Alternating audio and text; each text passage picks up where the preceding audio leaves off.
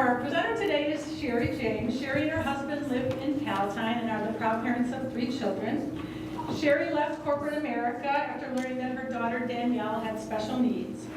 She discovered there was a profound need for parents of special needs kids to be connected by and connected to each other.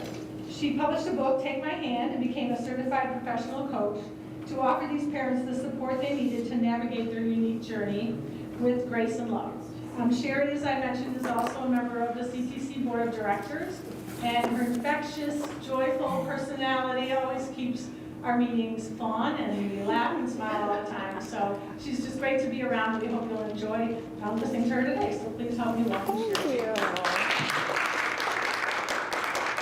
Oh my goodness, thank you so much for such a wonderful welcome. No pressure. Now I have to be like joyful and delightful.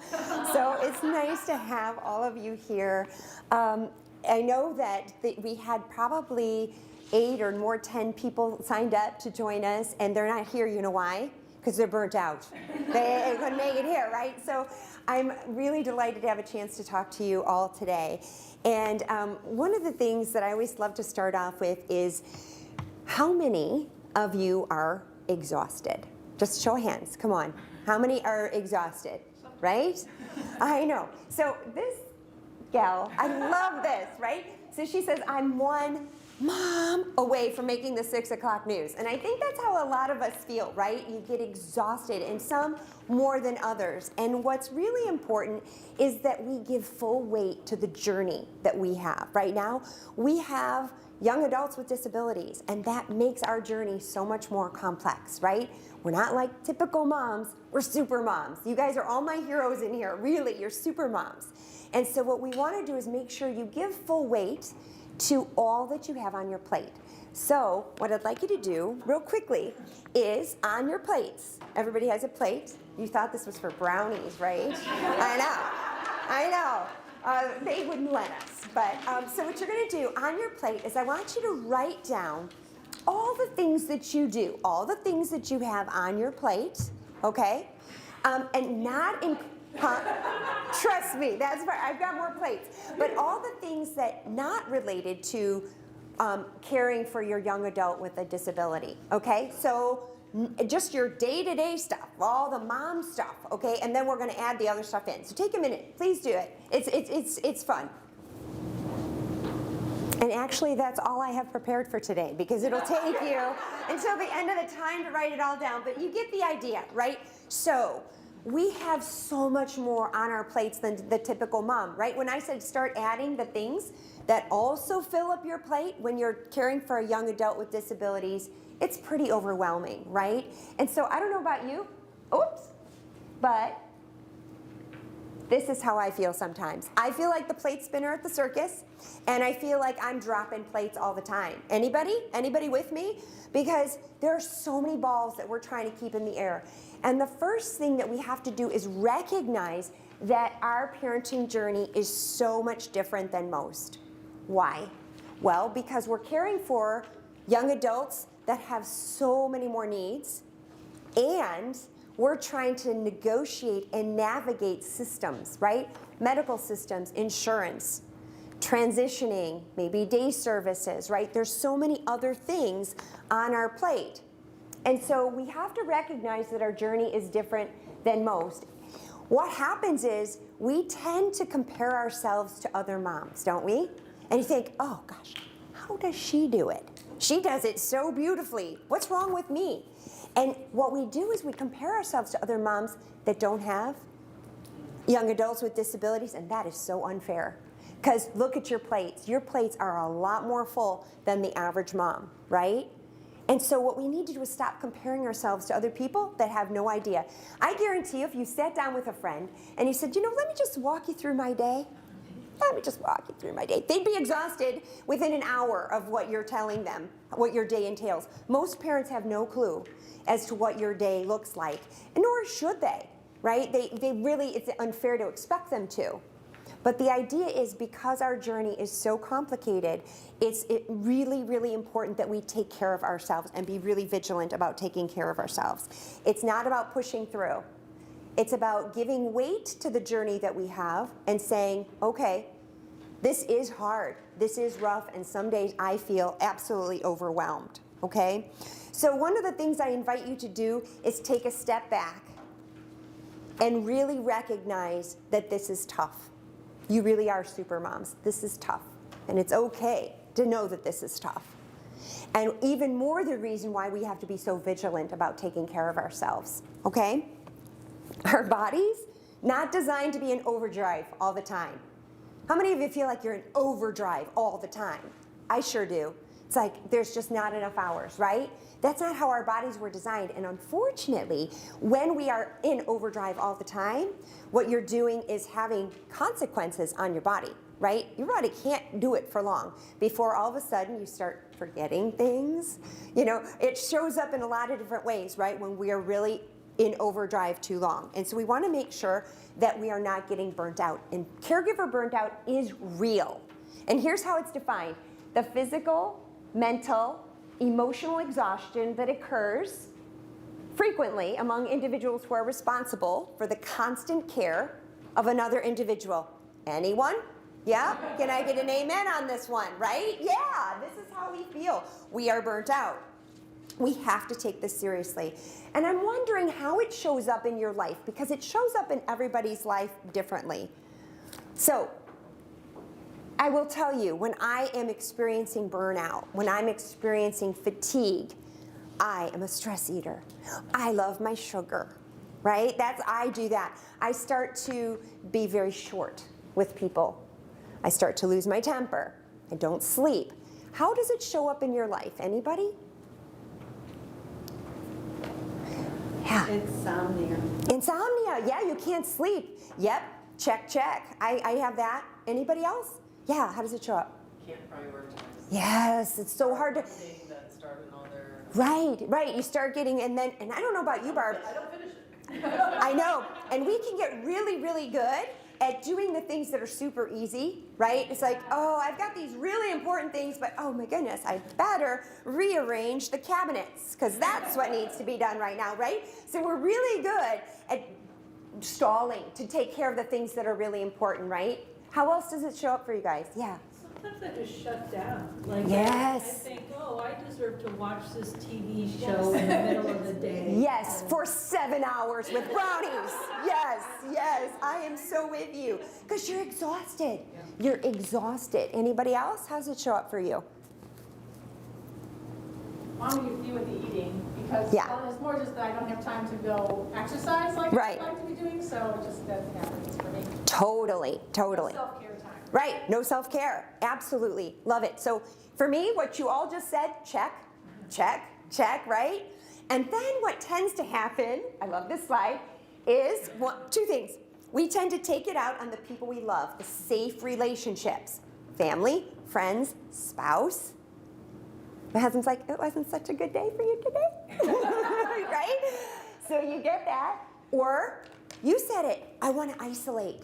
I just want to be by myself. I just want to be, is it so much to ask for 10 minutes by myself? We want to draw away from people. I don't even want to call that friend. I don't want to do anything. I want to be by myself. That's what we tend to do. These are the two things. Unfortunately, the isolation is what we need least. When you're feeling that way, that's when you need to connect the most, right? That's where it's super important. So the challenge in all of this becomes, if you let it go on, and you're feeling burnt out, you're feeling fatigued, and you don't stop it, it's going to compound and it's not going to get worse. And it can actually lead to physical and mental illness. Some people will say, I'm already there, okay? So it really can have profound effects on your body. So what we need to do is take this seriously, okay? First step in doing that is recognizing that your emotions are real. How you're feeling is real. So you might be angry, you might be frustrated, you might be sad, you might be depressed. And we get really good at numbing the pain, don't we? We're really good at sweeping those emotions under the rug, right? How do you numb your pain? How do you numb the emotional pain? There are people that shop, yes. I'm an eater. Some people whine. pick your poison, right? But it feels better. Like you said, just sitting on the couch watching a TV show, right? It's easier to numb the pain that way. The problem with numbing is that we're not addressing the issue. We're not making it any better. We're just letting it compound and get worse. So what we need to do is do something about it. I don't know if you all have heard of Brené Brown. She's wonderful. She's an incredible author and speaker. She says we can't selectively numb the pain, because when we numb the dark, the pain, we also numb the light. We can't selectively numb, right? And the light is what we need to be more resilient. So how do we become more resilient? How do we make it so that we're not feeling like we are one step away from falling into that pit of, I'm so exhausted, I don't know how to get out of bed in the morning, right? So what I'm hoping today is to share some tips with you. We're not going to solve world peace today, but my hope is that you will walk away with 1 or 2 nuggets that are going to help you when you start to feel fatigued, when you start to feel burnt out, that you can do before it spins out of control, okay? That's my hope. Now, you are all on a different journey. We share that we have a young adult with a disability. Some of you have much higher functioning adults. Does that mean your journey's not rough? Absolutely not. But you might teeter on the edge of burnout, right? Occasionally, and sometimes you're rock bottom. Some of you have adults that need 24/7 care and they sleep 2 hours a night. And you're like, you know what? If I could get 3 hours of sleep, I would be so happy. You might be in a pit so deep that you can't even see out, right? So my guess is we have people along the spectrum. But these tips can work for anybody, okay? And we're also going to brainstorm as a group and share some best practices later, because you might have a pearl of wisdom you yourself have come up with that is going to really help encourage. We're here to encourage one another and give you some practical things that you can do to really help you with this burnout. So 5 strategies that we're going to talk about. First is self-compassion, and recognizing that you probably don't offer yourself the grace that you offer your friends or you offer family members, right? Reevaluating priorities, to Barb's point. I'm really, really good at that too, doing everything else other than the things I want, and I have a really cool tool to share with you about that. There's connection, and being very intentional about making connection with other people that are going to fill your cup. Really, really important who you're surrounding yourself with, okay? Self-care. That's when everybody's like, I don't have time to just see my plate, Blondie, right? Yeah, you want to see my plate? So we're going to talk about that. How do you do that? And then lastly, asking for help. This is so hard for us, right? Us moms, we don't ask for help, we give help, right? We put everybody else first. So let's dive into the first one, which is self-compassion. I will tell you that part of this is recognizing that we're overwhelmed, but we have every right to be overwhelmed. You are perfectly human, and your journey is tough. And it's okay to say, I'm having a hard time. What I would say to you is, if a friend was describing how you were feeling to you, what would you say to them? You wouldn't say, buck up, put your big girl pants on, what's the matter with you, right? No, you'd be like, oh my gosh, I'm so sorry, how can I help? That sounds horrible, right? But we don't offer that same self-compassion to ourselves. So the first step here is recognizing that your road is tough and saying it's okay to feel that way. I am human, but now what I need to do is do something about it. When I start to feel fatigued, when I start to feel burnt out, I need to do something about it. And I'm going to give myself that permission to do something about it, okay? I love one of my daughter, bless her heart, she's 24, and we've had our journey, right? We've had our ups and downs, just like I'm sure you guys have many stories, but I will tell you, one of the first times I ever realized how burnt out I was a day that I took her to therapy. So I've got my 5-year-old Scott, who was in preschool at the time, so he was with me, Danielle, who's going to therapy too, and little baby Derek, who is 2 months old. Yay, 3 kids under 5 all at once. It was really, really excellent planning. So we went to therapy, and what did we do? I thought, okay, 45 minutes. I can do this. Got a birthday party for my son, need to go get the present, surely at Target. I can run to Jewel, get the things that I need to make for the meal for the friend of mine whose mom just died. I can do this. I've got my list, ready, go, right? I'm like, bye-bye, thank you so much for having her, and I'm out the door. Put my little guy in the car seat. Little Derek's there, and he's cooing, and I put the car in reverse, and I look back, and I'm like, what's wrong with this picture? Scott, where's Scott? I had left Scott in the place of therapy unattended. Yeah, I was like, okay, let's go ahead and call DCFS myself.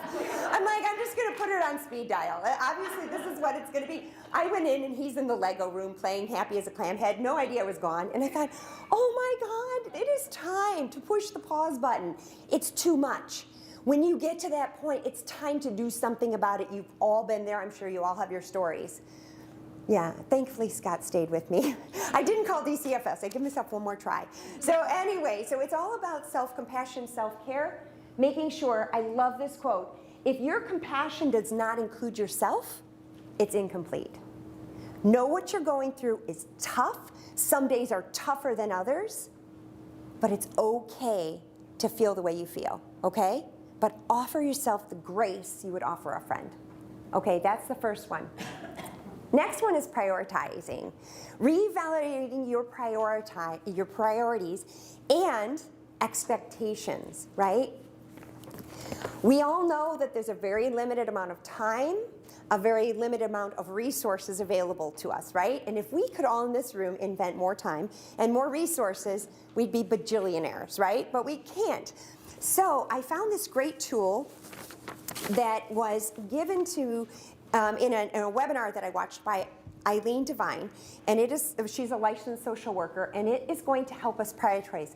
This was life-changing for me. I'm telling you, ladies, this tool is fantastic, okay? So let's work through this tool so you understand how to use it, and it will help Barb and I actually get to the things that are really important to do versus reorganizing the soup cans in my cupboard, okay?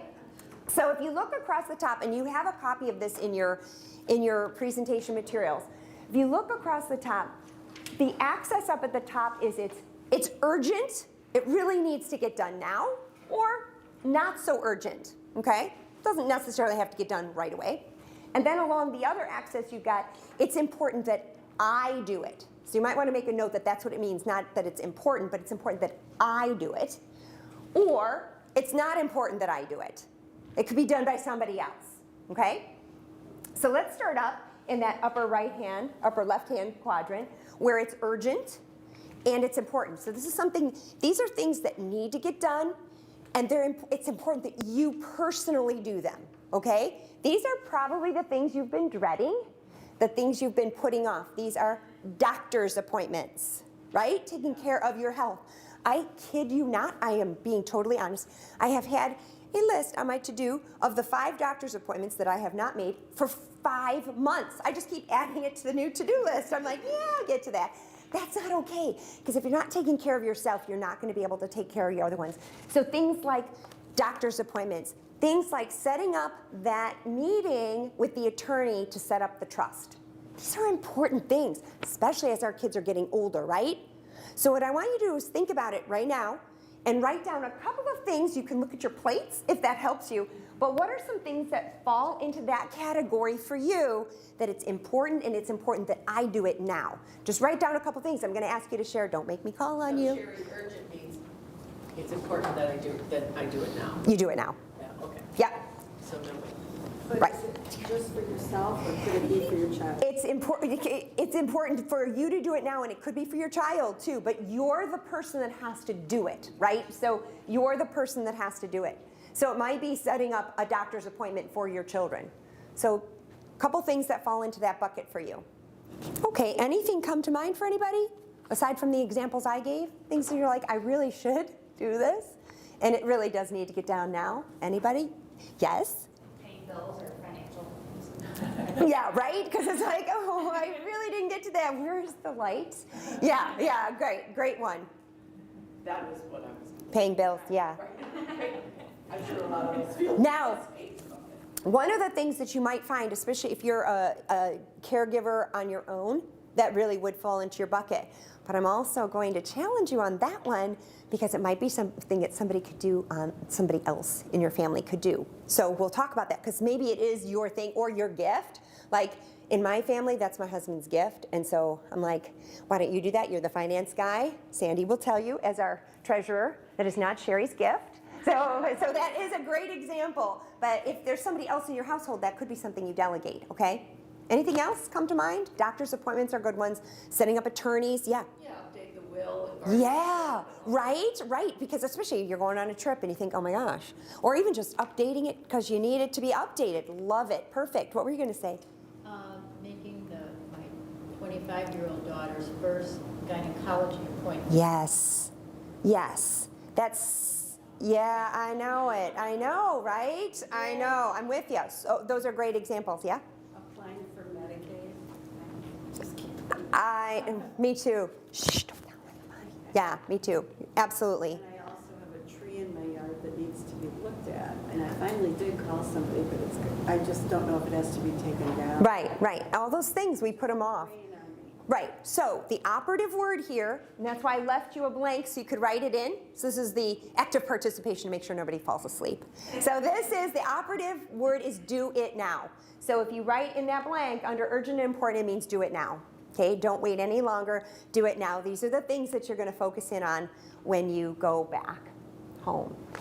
Okay, moving over to the next bucket. It's not urgent, so it's not necessarily critical that it gets done today, but it is important that I do it, okay?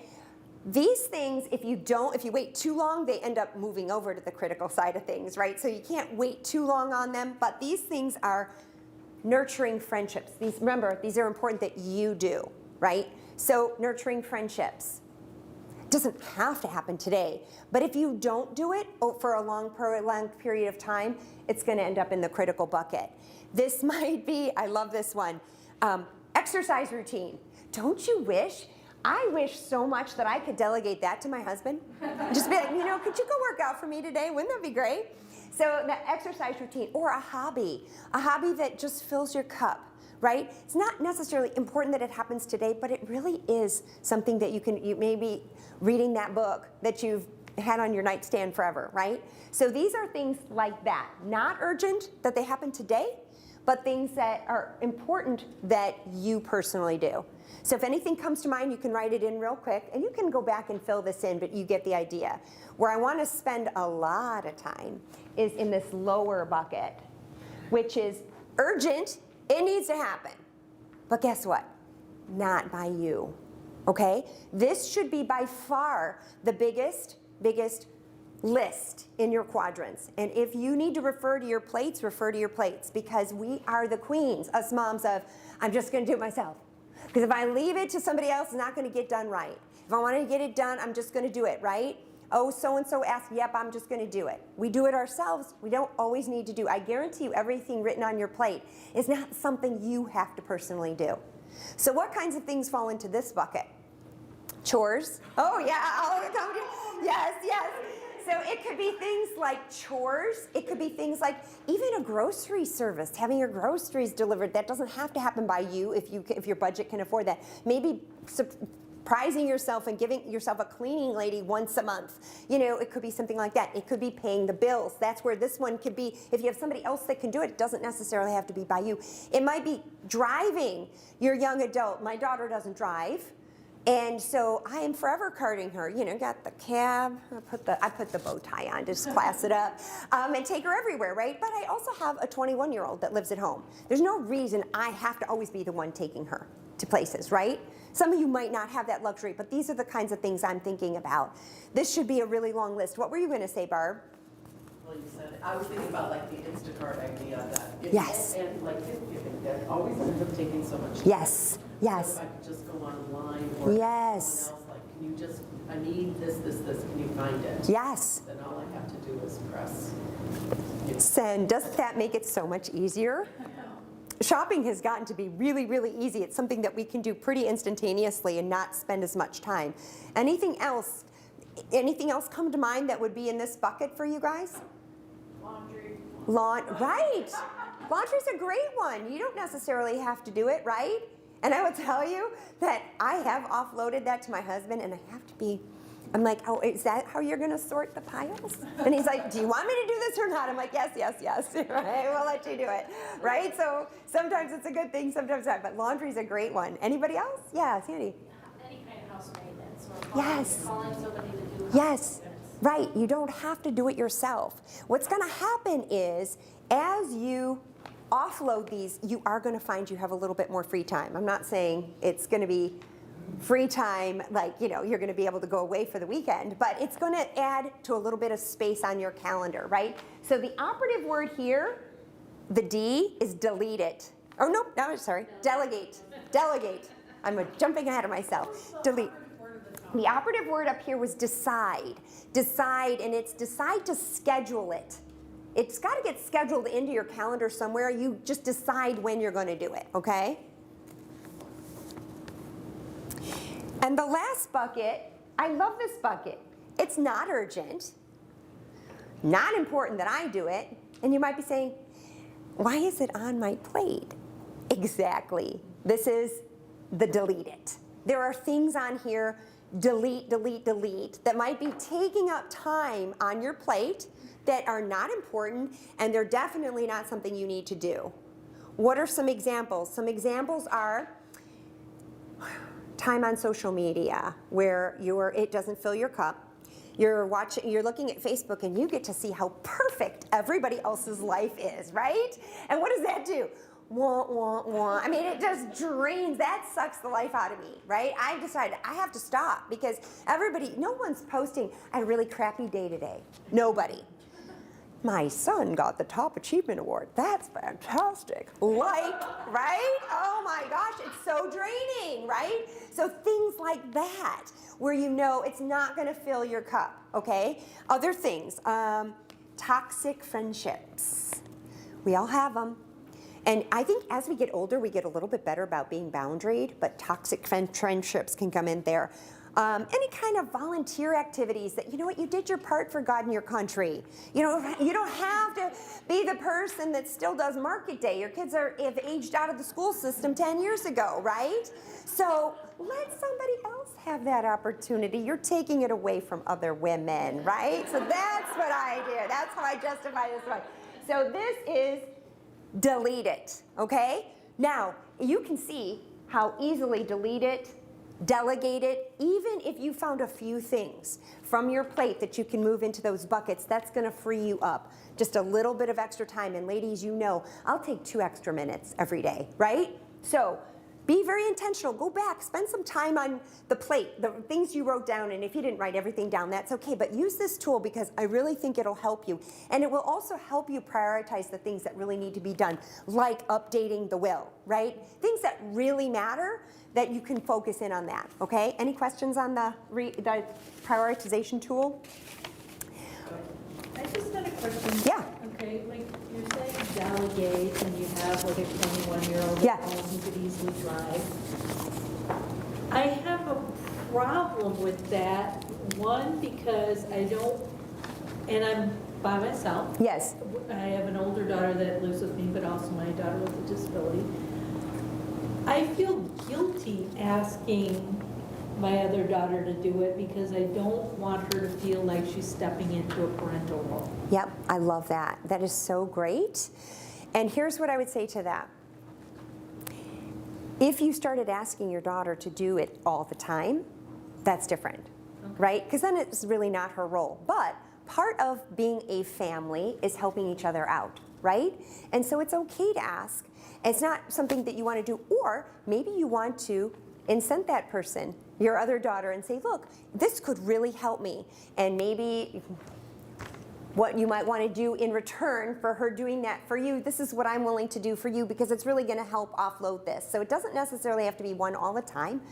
2, it can be something that you do, you know, more occasionally, or maybe you reward her and compensate her in some way for doing it, or it's just part of being part of the family. But people are willing to help. I promise you, if you asked your daughter, she probably would say, okay, you know, but we kind of have that baggage. If you say to her, look, I'm really overwhelmed here. I really need I could use your help. When you position it that way, I could really use your help.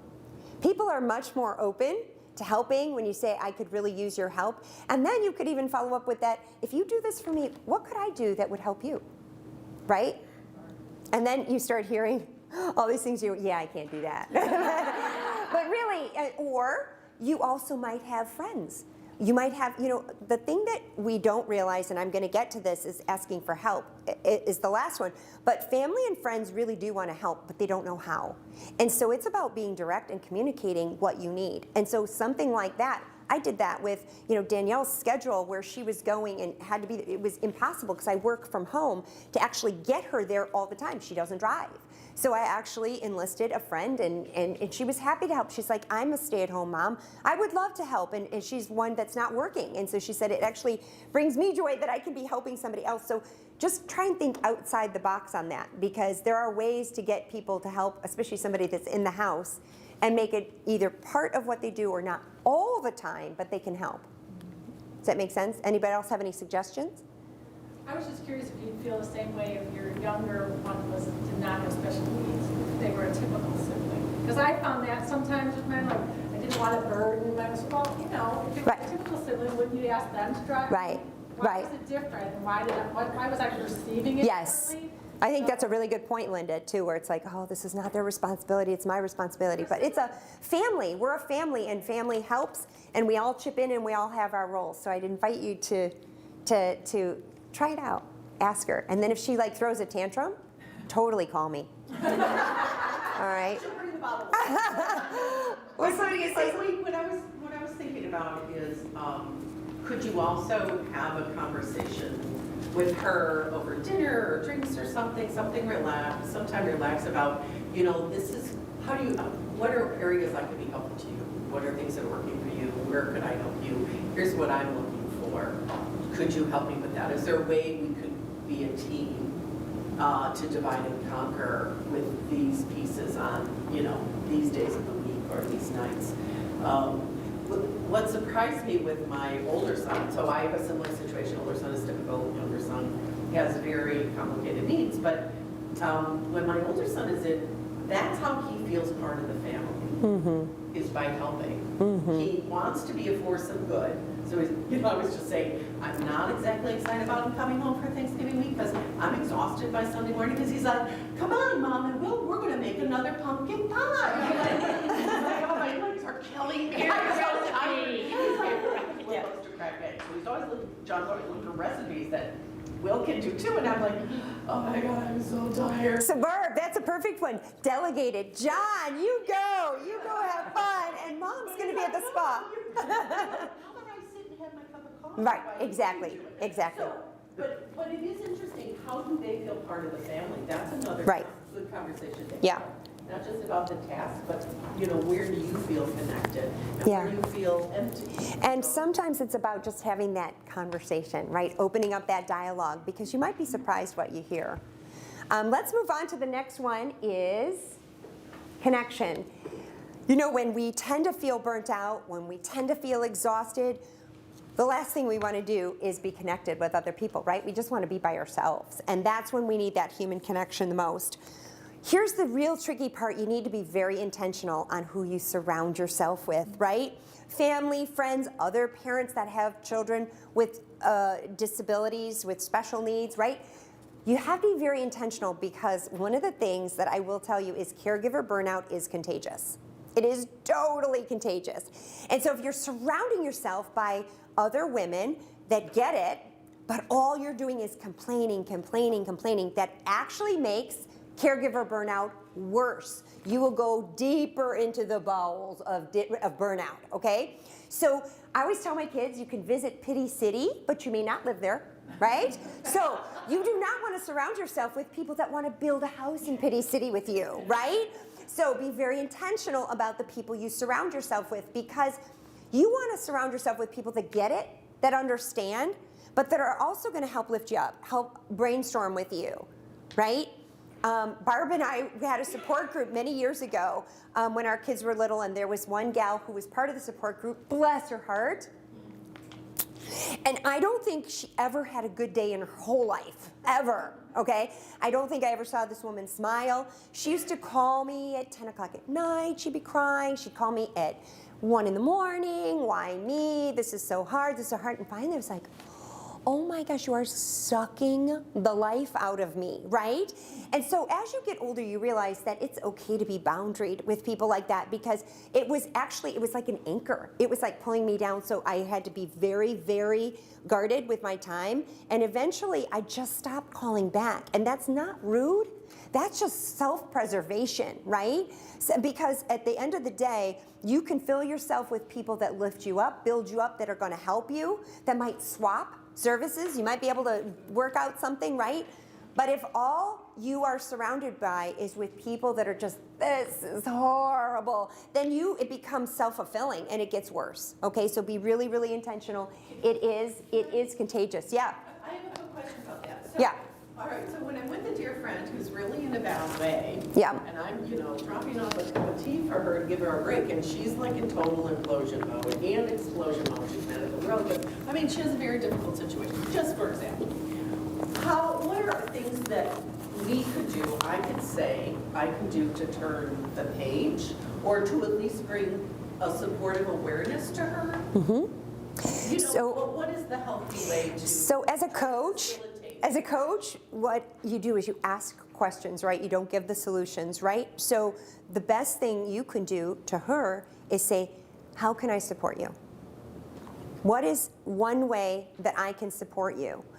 You open up, again, that conversation, open up the dialogue, because you might find that, you know what, it's okay, that listening ear. But what I'm saying is, if all that relationship is constant negativity, as a friend, it is appropriate to say, and all the research I did to prepare this topic, it's okay to get some help. It's okay to get some professional help. Some people are so far in the pit that they really need professional help, and it's okay to say that. Now, it's how you say it, right? I think you're a whack job and you need help, right? No, you're not gonna say that. But offer up, you know what? It's been my experience that, when you get to this place and it sounds like you have been journeying for a while and you are really in a hard place, have you considered getting some professional help? Because they can be fantastic, right? It's just being boundaried. You have to be boundaried or they will suck you under. Well, and I also think, what often happens is, just out of friendships in our special needs world, sometimes a parent is in a really bad place. Right. And you just happen to see them at a time when they just need to unload. Right. But sometimes as women and moms, we want to fix it. Right. So I think that's the hard thing. Right. Is to manage your own emotions about wanting to be helpful. Right. And recognizing what you can do and what you need to say. And so, checking in on them. But, Yeah, and I think that you're right though, but that gets back to the question, how can I help you? Because sometimes, have you ever had this conversation with your husband? Like, men are typically the fixers, right? And you're like, oh my gosh, my day was horrible. And they're like, well, you could have done blah, blah, blah. And you're like, I do not want you to fix this. I just want you to go, honey, that sucked, right? That's what we want. So to be there as a listening ear, maybe that's all she really needs. I'm not saying you shouldn't be there for friends. That's not this. What I'm saying is, if you're surrounded by people that they've never had a good day and it's chronic, it is negative, you need to really limit your time with those folks, because it will drag you under. It will contribute to your burnout as well, okay?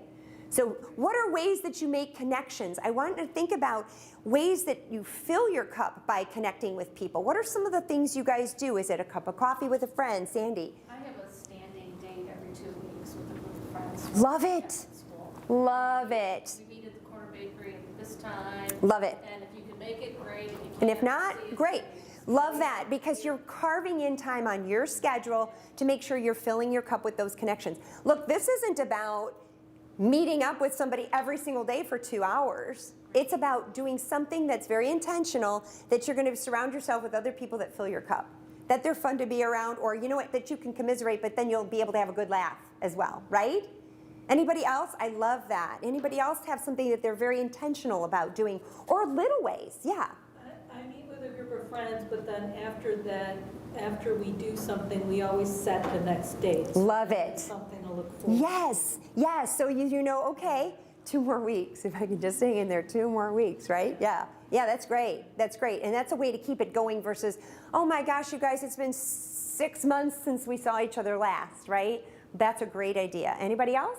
Well, I'm in 2 Bible studies every Nice. week, and so we really Love it. connect a lot and pray for each other too. But I also have a group of friends that I meet for Marriott, so we get season Marriott tickets. Nice. And sometimes we do other things too, but that's always sad, and you can kind of dress up and. Yeah, you know, love it. so, yeah. I love it. All of those are great ideas. They're things that you're being very intentional. Remember, we're not saying do this every single day. If you can, great.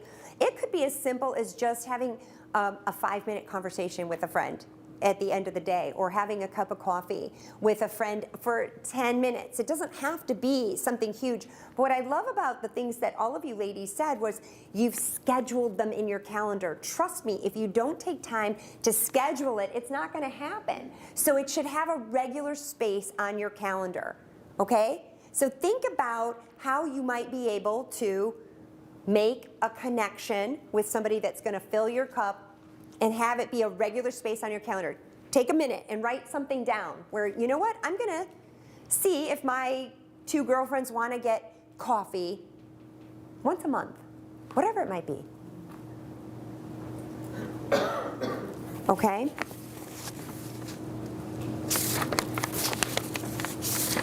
Another thing, I just told my girlfriend that there's a crafting, a radio crafting. Love it, love it. So, you know, every, Yes, you know, come over Thursday night and we'll do. I love it. And even if you're not into crafts, And we let people do whatever they want. Right, They want right. knitting, they want whatever, or they want Right. to participate with other people are doing. Right. eating, whatever. right?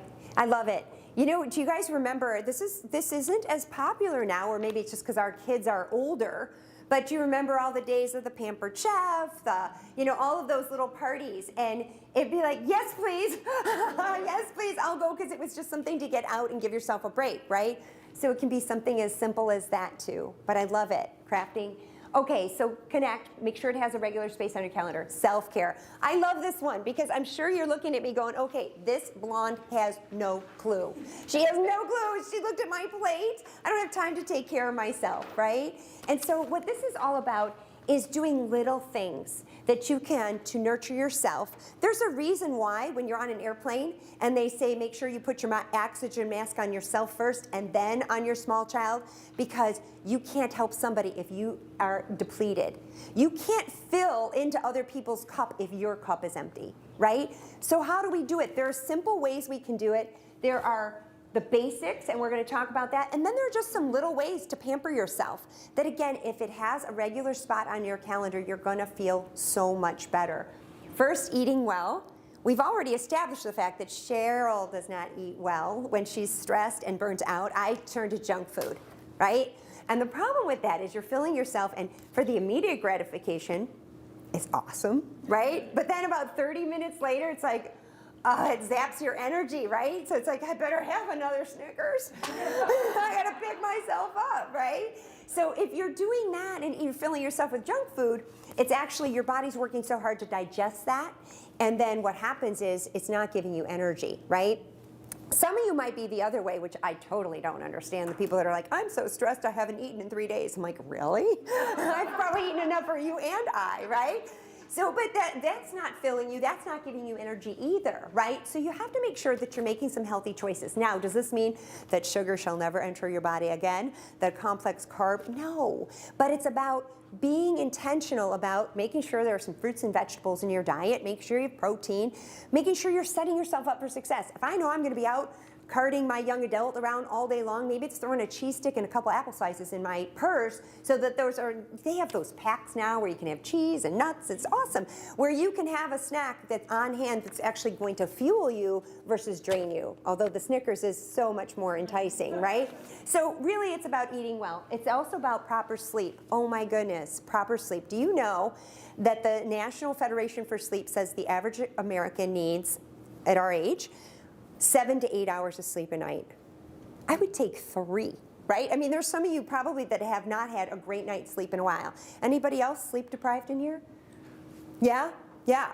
So sometimes, right, it might not be a chronic thing. I remember when my daughter first transitioned over from high school, and we were going to try. They told us, you really shouldn't have her take any classes at Harper. She's not ready. She can't do it, what have you.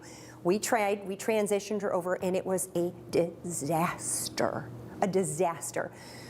They told me I couldn't be in the meetings. She came home with a full plate of with classes that were like, I'm like, they have you taking physics? Like, what's going on here, right? And what are the accommodations? Don't they know that you get extended time? Until I realized that she could sign something and I could be in the room, right? We all learn the little tricks of the system, but it was a disaster, and she was on the verge of an emotional breakdown. I'm not even kidding you. It was horrible. I was not sleeping at all. I was not sleeping. I was like, oh my gosh, what did I just do to her? I just threw her onto an island with no supports, no help, and now she's really second-guessing herself. It was horrible. So I was not sleeping. Then put on top of that, my younger son got diagnosed with something. And so now you've got all this, and so, you know, okay, I'm like this at night. Like, my husband's like, why don't you sleep? I'm like, you know why I don't sleep? Because the last time the fire alarm went off, you didn't wake up. This is why I do not sleep, and I'm not kidding you, that is a true story. Okay, so I actually had to go to a sleep doctor. I'm not kidding, because the sleep deprivation got so bad. And I was in a chronic state of sleep deprivation. And you have to relearn and reteach your body how to fall asleep without the TV being on, right? All of those things. So sleep is so important, but when you do get the proper sleep, what happens? What happens is you're more fresh, your mind is alert, you feel better, right? So it really is about trying to make sure that this is something that you are doing very intentionally so you can function at a better pace. Exercise and movement. Yeah, that's what I feel like doing when I'm burnt out and I'm fatigued. Let me go to a spin class for an hour, right? That's not what we feel like doing, right? That's not what comes to mind, right? But exercise and movement, you don't have to be doing an hour at a spin class. You don't have to be doing, you know, those Pendleton, right? You guys have seen those commercials where she's like on the bike and the wind is blowing in her hair and she's on the beach. I'm like, yeah, right? I just want to be on the couch with my Snickers, right? So exercise and movement can be as simple as moving 15 minutes a day, 10 minutes a day. Just get yourself moving, because it really does release the endorphins that make you feel better. It doesn't have to be something, and you might not even have the ability to do it every single day. Maybe it's 3 times a week. You go for a 20-minute walk in the morning or at night, whatever. But it really will have great, great benefits if you can fill in exercise. Just remember, it's not the all or nothing. This is not, you know, you have to be training for a marathon or nothing, right? It's just getting yourself moving, and it really does make a difference. The last way is pampering yourself. I would just ask you, what fills your cup? What are little things that you can do that take care and nurture yourself? It might be giving yourself permission to read 15 minutes before you go to bed. It might be getting up 10 minutes early to have a cup of coffee by yourself in solitude without everybody coming at you, right? It might be having lunch with a friend. What are some of the ways that you pamper yourself that are little quick hits? So what I want you to do right now is... I got to say this. Yeah. I have a Snickers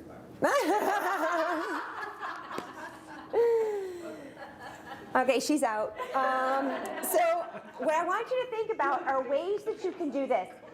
Take a few minutes. I was going to have you move into groups, and I don't know if we have enough time to have you move into groups. Do you guys want to move into groups real quick, or you want to do it yourself?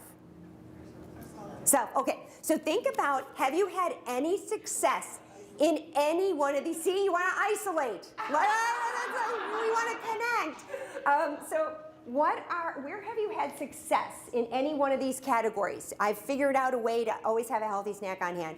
I figured out a way, melatonin, to help me fall asleep at night. And really, seriously, what have you done where you've been able to really incorporate a few of these things to help take care of yourself? I'm going to give you just a couple minutes to write down a few things, and then I'm going to call on you. So make sure that you have an answer, right? So what are some ways that you have figured out to address this? Have success in pampering and self-care. Things that you've done successfully to help promote self-care. Little tricks you found to help you eat better, sleep better, exercise. Engage in activities that fill your cup. Okay, anybody want to share? I will start calling on you. Yes, please. Well, I'm wearing this Fitbit. Yeah. I don't know if anybody wears one, but you you know, at 10 to the hour, it always goes off and says, move. Oh, you can Move, right. And I was surprised because I was sick a couple days and I wasn't able to walk much, and you don't. Right. And you look at that and it's horrifying, so. Right. That's great. Yeah. So just a little reminder to get up and move. And really, it's like you start getting this little thing that's yelling at you. You're like, seriously? Take it off. You know, but it does help. Challenge yourself. Yeah. Kind of like. Absolutely. My husband is a freak about getting his 10,000 steps. Absolute freak. He's like, oh my gosh, I've got to now go out and run because it's almost midnight. I'm like, you go have fun. You go, honey. Go get your 10,000. Anybody else? Things that you found, Sandy? A couple things. One is wombats. Oh, love it. Love it. Like to the point where you get pruny? Yeah. And you're like, yeah, and you keep adding the hot I water? take my Kindle with me and I Love it. read and I take Love my it. wombat. I'm also passionate about hobbies. I sew quilts and stuff like that. Awesome. You have no idea how much that really helps. It relieves stress. And they say that even just that mindless, you know, you're doing activities. As involved we are with the disabled community, it's just nice to have something that's not in that world. You bet. Love it. Love it. Anybody else? Those are great ideas. Yes. I joined a gym. Yes. And even though it's like hard to go, Yeah. because I go like at maybe 8:30 in the Yeah. evening, I find that when I'm there, I really enjoy it. So I Love go, it. like 2-3 times. I love it. And that, you know what, good for you. Because here's the thing. I work with so many parents as a coach where they're like, I need to exercise. And I said, okay, so what's your goal? I'm going to go 7 times. You're setting yourself up for success. You're going from 0 to 7. I'm telling you right now, it's not going to happen, right? So 2-3 times, you can always gradually increase, right? But don't set yourself up for success, because what happens then? You never go. Then it's like, I didn't go, and it didn't go again, and forget it, I'm not going to go. So good for you. That's awesome. You had an idea. I was going to say on a similar line. Yeah. You know, I've been exercising as well. Yeah. But my schedule varies from Yeah. day to day, depending on meetings and things. So what I will do is at the beginning of the week, so every Sunday, I will like block out time. Love for it. 4 or 5 days a week. And I obviously end up dropping one. But I'm like, okay, I'm going to go work out at this time. Love it. I love that. And you're being intentional. And that is, how can you incorporate it into your week, right? Because if we don't sometimes even just schedule it, it doesn't happen. So that's great. That's taking it even one step further, where you're being very intentional about making it show up on your calendar. Anybody else? Yeah. I've been trying to walk before breakfast. Love to it. save myself. I mean, I always wake up starving, but. Yeah. So I say, you can't eat. Must not eat. So if I want to have my breakfast. I love it. Then I love it. even if it's really short. Even if it's short, it doesn't matter. You're moving. It could be 5 minutes. For me, it would be 5 minutes around the kitchen going, there's the food. I'm coming, right? That's awesome. But you know what? You're starting off your day with that, and that sets up the rest of the day. Exercise in the morning is a great way to do it. Not everybody can do it, and not everybody's a morning person. But I know myself, if I don't do it in the morning, it is not happening on the end of things, right? No way. So that's a great suggestion. At 8:30 at night, Yeah. that's when I'm like, And there are people that do that. My sister works out at night. She's like, I'm like, what are you doing? She's like, kickboxing. I'm like, great. I'm having popcorn, you know? But that's but I get up in the morning and she's like, what are you doing? And I'm like, I'm just walking on the treadmill. That's it. And she's like, yeah, I'm still waking up. I'm not even sure why we're having this conversation, right? So anything else that comes, Barb?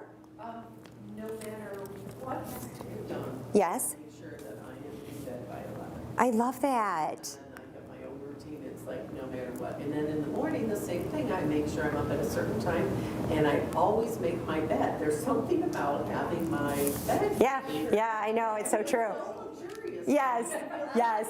I love that. I know, I'm like, that's right. But you know the thing, you've said a couple of things that are really important, that really being very intentional about going to bed at the same time and honoring that, because even if you're not tired, it can become a little bit of a respite time, right? And then the other thing is just getting up, making your bed, and feeling like something is organized. You know how they say, like, if your house is in total chaos, which don't pop in on my house, but if your house is in total chaos, it's probably showing up in other areas of your life, right? And so that's great. That's a piece that you have control over. One of the things the sleep doctor said to me is exactly that you need to go to bed at the same time and wake up at the same time. Whether it's Saturday or Sunday, you don't want to sleep in. I'm a morning person, so that's never been my issue, but going to bed is like I seriously, this has gotten dark. Last night, I'm not kidding, we finished dinner. It's 6:30 and I go, I think I'm gonna get my jammies on. And my daughter's like, it's 6:30. I'm like, I know, I'm tired, right? So, but if you're constantly going to bed at the same time and waking up at the same time, that really does help promote healthy sleep. Great ideas. Anybody else? Yeah.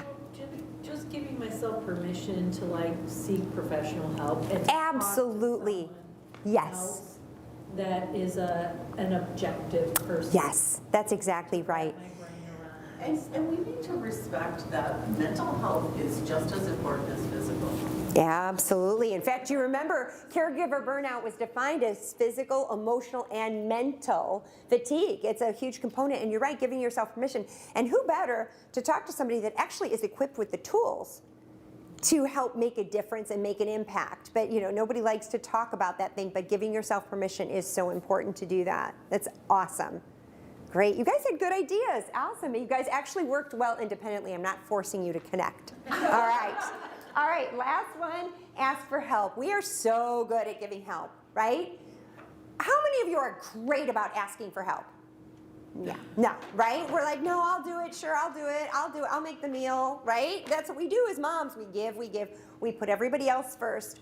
But it's not a sign of weakness to ask for help, it's actually a sign of strength, okay?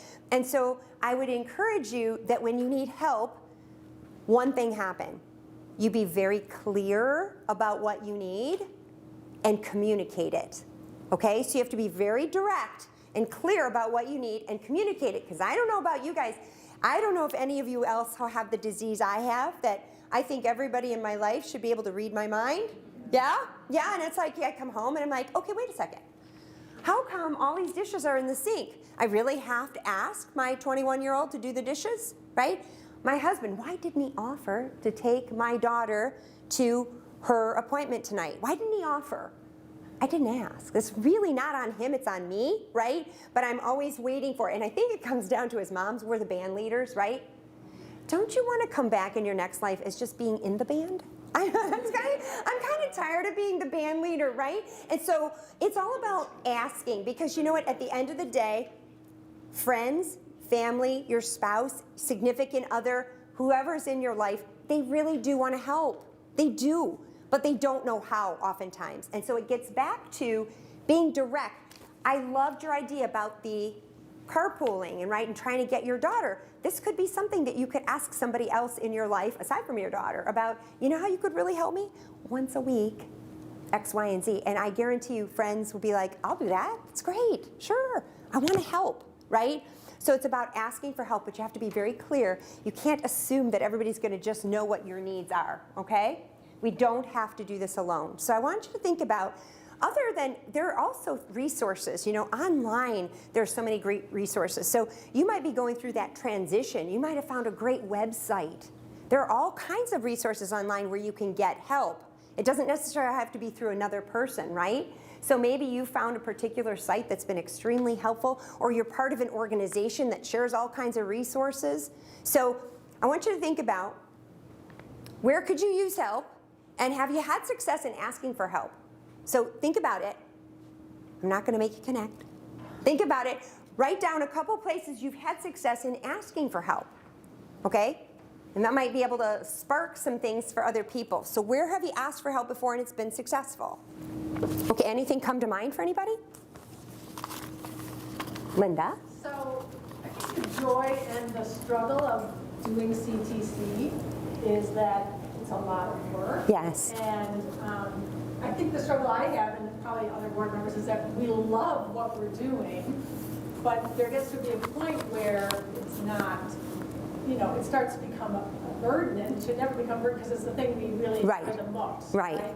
So she's been taking over a lot of, I mean, I got to the point where I was just burning out and too many different things that I was doing, and Barb has taken over a lot of those things for me lately, and I've been so appreciative because we all, that's the struggle for me. I want to do it all. Right. It's fun, and I like it, and it's fulfilling, and it's all these things, but I can't do it. That's exactly right. I love that you recognize that, though, because actually that really is the first step, right? Is recognizing that we can't do everything. We have great intentions. We want to help. We want to say yes to everybody. Yes, I can make you a meal. Yes, I can do this. Yes, I can do that.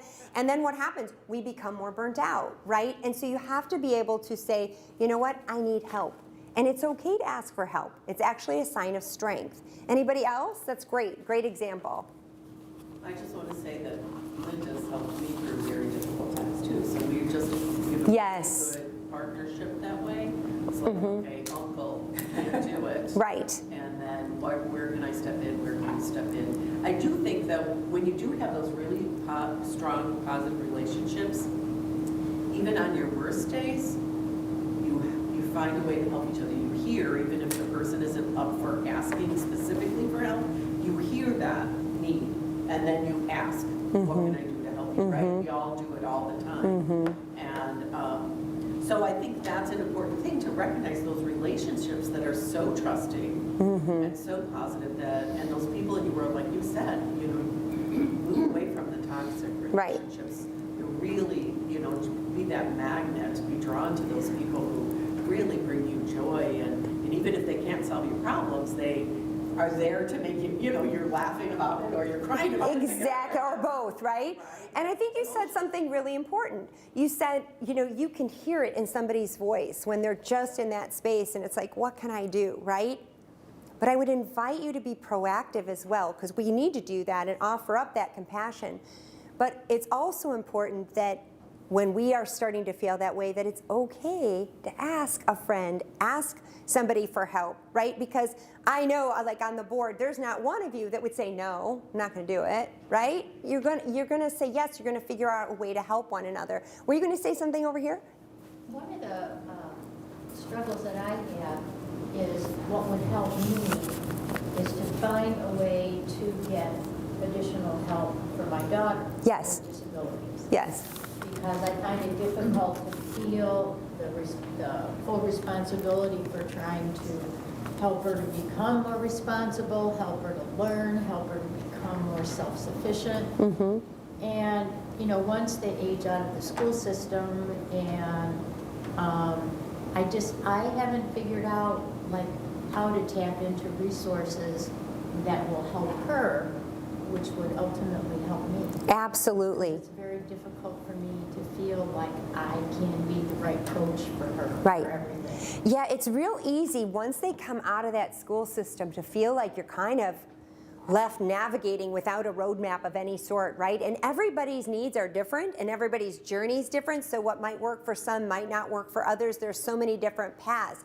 Has anybody found a really good resource, something that worked for you when you were in that situation? We're all here together. What would you share? What would be the pearl of wisdom that you would give? And I don't know if you have funding or anything like that, but I've used it instead of paying a personal support worker. I've used it to pay a behavior therapist to come in and do the independent skills so that it frees up my morning so that I'm not, because the mom gets the brunt of everything. Right. So you're going to get pushed back no matter what. But if it's someone else stepping in, then I could step back, have a cup of coffee, and my daughter's better off. And I guess that's a little bit of maybe where we're at as a family is, we're on the PUNS list, we have Medicaid and all those kinds of things, but yet how does that translate into funding? How do you make that transition to accessing the services? We eventually access some services through DRS for vocational purposes. But, that's through the whole, that process. But nobody's stepping up and saying, oh, well, we have this that we can offer your daughter, or this service, a resource we could offer your daughter. And so that's where I kind of run into a roadblock, is feeling frustrated with finding help for her that will take some of that burden and responsibility off of me. Anybody I'm else? not the best one for it. Right, Barb? You need a break, right? And they get get tired of us moms. She doesn't want to listen to you. Well, sometimes Will's like, oh my God, you again? What about NWSRA, any of the special rec programs so that she can go to? There's like the cooking clubs and different activities. There's the social groups, yeah, there's a bowling, there's an art class that started on Saturdays. And Erica's right here. And since she was a toddler, we have always looked to that as a resource. And there were times when there were things that were a fit for her, but she, some of the categories that programs are appropriate for are pretty broad. And, she has a part-time job, and so she kind of doesn't fit a particular category. She's got some skills, but yet she's really lacking some cognitive pieces. So we haven't really found that to be a good match for her. Does she need someone with her in the? No. Okay. No. Well, then I would think of things like meetups. You can Yeah. Google Okay, how do meetups. you access? You just Google meetups.org or Yeah. and they'll list in your area different activities. Like there's a frisbee club for young adults. Mhm. There's a bar night bingo. Right. One in Barrington. And- So there are things. I mean, And even CTC, we offer some social events, as well. Noticed that, and I'm just kind of starting to notice that Yeah. there is more out there, but I'm really not that sure. So here's the thing, you get started, right? And so like Barb said, you go to meetups, right? Exactly, so you go to that site, which is awesome, and then you can see what's out there. And what'll happen is, as you go to these meetups, that's exactly right, you're gonna get more ideas and you'll start to talk to the other parents. And that's the thing, we're a community, right? And so it's about talking to other moms, what have you found that's been helpful? And then all of a sudden you'll get another idea. You'll go to one of our socials and you get some other ideas. So you just have to start.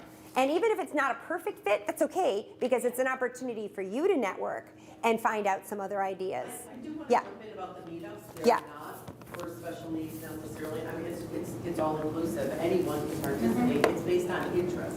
So you could also do that with the community college. You could do it with your park district. Sign up for an art class or a play modeling class, whatever it is that she likes. She doesn't have to only go in a special needs program. Yeah. And NWSRA is great. Do you guys do inclusion for adults as well? Okay, so there you go. For the park district program. So this is about going out there. This is the exhausting part as parents of our kids as they age out of school is entitlement ends and it's all our jobs. Yes. Like we have to do the whole kit caboodle. We have to find those people to do, where we can delegate and have them do it. So yeah, it's about, like you said, just go try it. Just start talking, start networking, and other moms are the best resources out there by far. There's also, I'm not one for Facebook, but I do go on Facebook just to check out. There's a site called iPad Unite, and it's a parent and professional forum that you could just ask questions like, hey, what do people do here? Yeah. And you'll get a ton of response. That's a great one. That's a great one. Resources page of our website. Yeah. Okay. I was going to say the same thing. It's a really great resource. That's a good one. Describe your daughter and say where you live and say, anybody have any ideas, and you'll for sure get some responses. It's a great. See, this is why we all need to be together to share these ideas. I want to be respectful of the time, of course. Caregiver burnout, it's absolutely real, right? And I know you guys are tired, you're exhausted, but it's really important that you recognize when you're starting to get there that it's time to push the pause button, reset, and make sure we're taking advantage of really re-energizing ourselves. I shared 5 strategies. Self-compassion, super important. To be your own best friend. It's okay, right? This is hard. It's a hard journey. And giving yourself that grace that it's okay to have a bad day. It's okay to feel frustrated. But then taking action. reevaluating your priorities. You got a tool. Hopefully, there were some things that you thought of that, you know what, I really don't need to be doing this. I could definitely be delegating this, or I could definitely be taking it off my plate. Because when you do that, you're going to free up some time to do some things, self-care, some of these other things. Connecting. We connected. You were all resistant to connection. No, I'm just kidding. It's all about sharing our ideas. It's things like this where you're asking for some guidance and some direction, and some people say, this has been helpful for me. This has been helpful for me. It's not about surrounding yourself with people that are depressed and don't have a good day.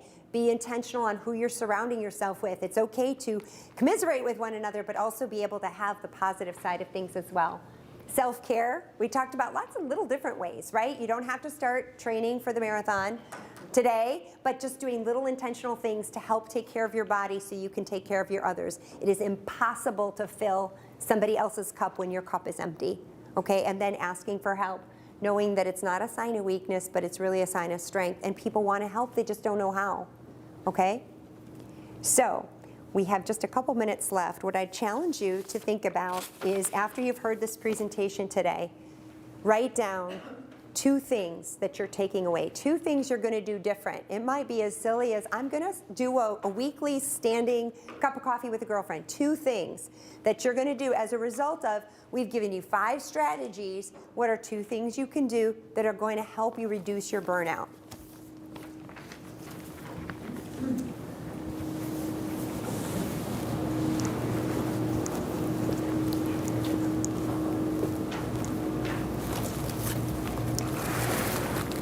And I have a fun little treat that Barb made for us.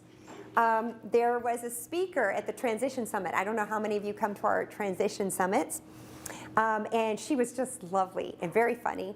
And she said that everything is better with her, what are they called? Toffee Squares. Toffee Squares. This is their medicine. Her name is Eileen Bennett. She has 2 sons who are highly impacted by autism. Yep. That are in their 40s now, so in their early 40s. And her story was, every morning she gets up and she makes a batch of Toffee Squares, and she has 1 in her purse to go for the day. She has 1 at breakfast, and anytime she's having a rough time, and this lady was thin as a rail, right? Yeah, I know. I don't know how she did it. She had a Toffee Square. She said they're truly medicinal. Medicinal. So I had to make them. So Barb made them for us, and what I'm going to do is I'm going to go around the room very quickly. Tell me one thing you're going to do differently when leaving here and you get a Toffee Square. And then when you go home and you eat these delectables, then just have a couple carrot sticks. It'll be good, okay? Okay, what are you going to do differently? Give me one thing you're going to do differently. A friend that I know, but I don't meet with her, but I'm going to ask her if she'd like to meet for coffee. Love it. Once a month. Once a month. I love it. What are you going to do differently?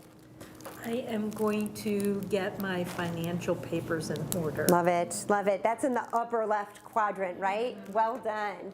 What are you going to do? Oh, I was going to say connect with friends once a month, but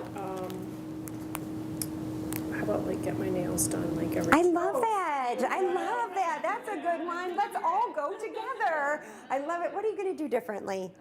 So, yes, I need to have our special needs trust relooked at because it's Yeah. a few years old. Right, right. Update that. Good one. That's a good one. Be night and just maintain my routines and know that that is pampering myself. But hearing you, I'm like, yeah, I got to get my financial papers in order. Financial papers, And that's I have good. to make some doctor appointments. So yeah, I can do all of those. Okay, good, good. Thank you. What are you going to do?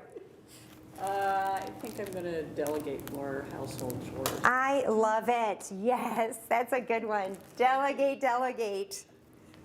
I am going to ask a friend to work out. Love it.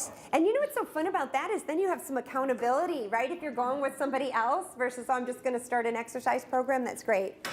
So not being a parent, but a provider at Yeah. Pursuit, I'm going to vow that at least one night a week, I'm going to leave the work laptop at work. I love it. That's a good one. That's a great one because it's hard to step away, right? What are you going to do that's different? I am going to start to schedule either a walk outdoors or on Love my it. treadmill. Either one. At least 3 or 4 times a week. Perfect, perfect. Good And set my job. alarm in the morning Yep, I love it. That's great. You are so welcome. What are you going to do? Well, I'm a list maker, so I'm going Love to it.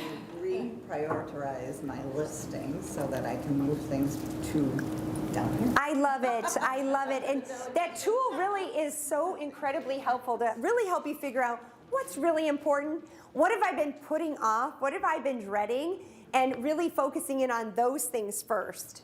And I'm going to try and have a chat with my daughter who's graduated college and is back home, and nice. She's not my special needs one, Right. You know, and yet she is a drain, and Yeah, and she could probably be a help, right? I actually think what you should do is have her be at your home for a week and go to Lake Geneva and go to the spa. I think we should go with her as a connection, right? That's what this is all about, but that's great. That's great. You guys had great ideas. Great ideas. Otherwise, I thank you so much for coming. You are all super moms, in my view, and I mean that very genuinely. Our road is tough.